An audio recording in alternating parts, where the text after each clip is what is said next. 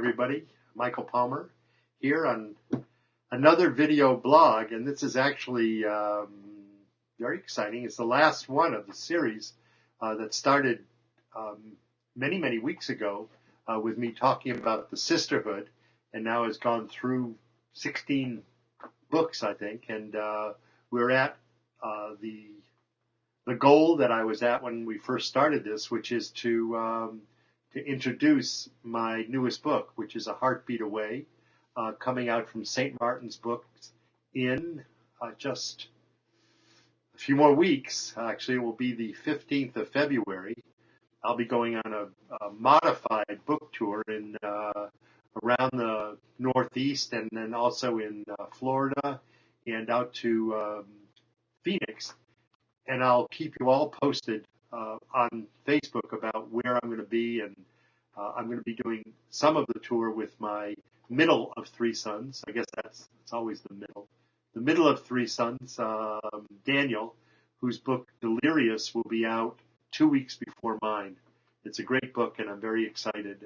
But today, I will talk about A Heartbeat Away.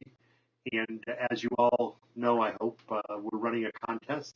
And the winner of the contest, or winners, there may be a couple more, will get a prize of the manuscript for the Corey prescription, which has really never been publicly circulated. And it'll be the actual manuscript that I wrote when I was just thinking about becoming a writer. And there'll be probably a prize for some of the other people who come close. And I'll keep you all posted about that on the fan page. So I also want to tell you that in order to make sure that you at least watch the video, there's a quiz for each of these books. And the quiz answers I'll give you for A Heartbeat Away will be, where is the secret underground level 4 biohazard laboratory located? And the answer is Kansas. I accept that as the answer. So let me talk a little about Heartbeat Away, which started when back when I wrote The First Patient, a medical political thriller that in terms of sales and reviews and everything went through the roof, and my publishers got all excited and really said for me to not let go of the notion of writing medical political books. And so I've written The Last Surgeon, which was medical political. I've written this book, and it's been fun. And I have an idea for another one that I'm working on right now, which is going to probably be called The White House as opposed to The White House. So once my editor suggested that she'd like me to look for something political, it was her idea that I think about the vice president and the relationship between the vice president and the president. And I went home and started to do some research about that connection and became more fascinated with the order of presidential succession, starting with the vice president and then the Speaker of the House, and going on down in the history of how that happened, and also with the phenomenon of a doomsday survivor, or the designated survivor, that has traditionally been picked for each event, such as inaugurations or the State of the Union address, where all of the people in line for presidential succession are present. And if a bomb dropped or some disaster, then there would be one person who had been sent away, usually someone low down on the list of succession. And I decided to write a book about that. And so that's how it all began. I did some research, and I realized that it would be possible to have everybody at the State of the Union address be exposed to toxin. And I decided to a virus, highly contagious and very deadly.